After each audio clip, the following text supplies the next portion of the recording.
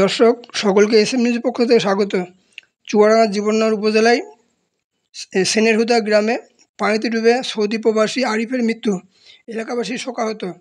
লোভে পাপে মৃত্যু, একথা আবারও প্রমাণ হলো আরিফুল ইসলাম আরিফের জীবনে। তিনি সাঁতার না জেনেও লোভে পড়ে বড় মাছ ধরার আশায় পুকুরের মাঝখানে মাছ ধরতে গিয়ে পানিতে ডুবে মর্মান্তিক মৃত্যুর সম্মুখীন হয়ে না ফেরার দেশে চলে গেলেন।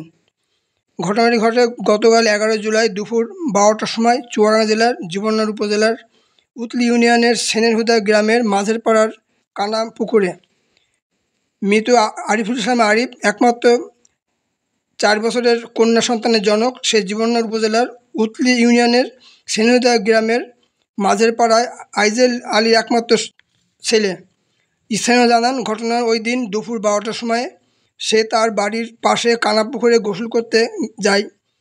গোসলের এক পর্যায়ে পুকুরের মাঝখানে বড় মরা মাছ ভাসতে দেখে।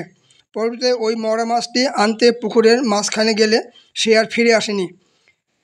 এতে পানিতে ডুবে তার মৃত্যু হয়।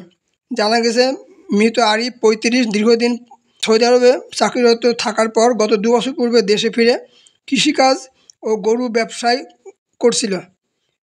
মৃত্যুকালে সে সংসার জীবনে স্ত্রী, 4 বছরের একমাত্র কন্যা সন্তান সহ মা বাবা, বন্ধুবান্ধব, আত্মীয়স্বজন ও বহু গুণাগারী রেখে গেছেন।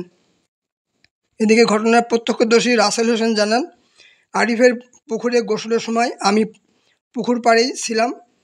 সে মাছ ভাসতে দেখে সাঁতারে পুকুরের মাঝখানে যায়।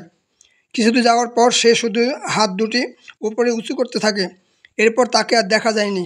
পরে পুকুরে আরিফের মৃত্যুর খবর পেয়ে জীবননগর ফায়ার সার্ভিসের কর্মীরা ও স্থানীয় গ্রামবাসীরা প্রায় 3 ঘন্টা চেষ্টার পর বিকাল 3টার দিকে পুকুরের তলদেশ থেকে মরদেহ উদ্ধার করে। উদ্ধারকৃত মরদেহ আরিফের বাড়িতে আনা হলে এলাকায় শোকের ছায়া নেমে আসে।